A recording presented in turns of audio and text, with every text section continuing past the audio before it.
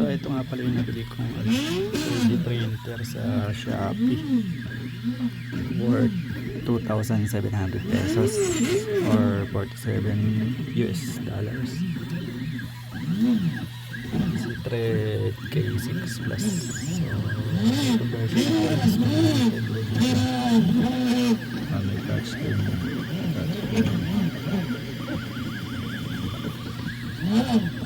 So yung biniprint ko nga pala is yung ito Son Goku by part siya.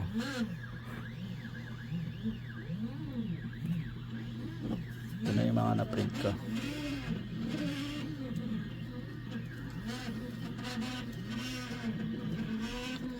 So yung piniprint ko ngayon is yung buhok ni Goku.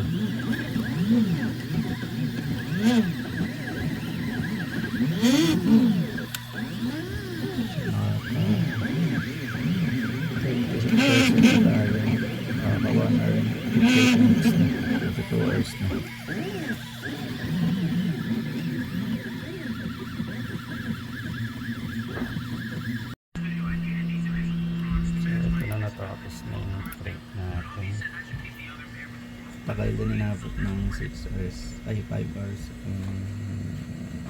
49 minutes.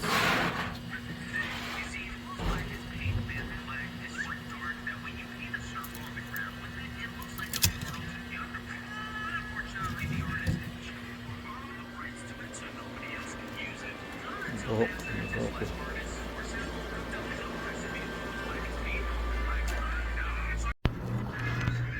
So ito yung Daima Goku na pinirin ko. So kinulayan na lang ito na anak ko ng acrylic pen. So,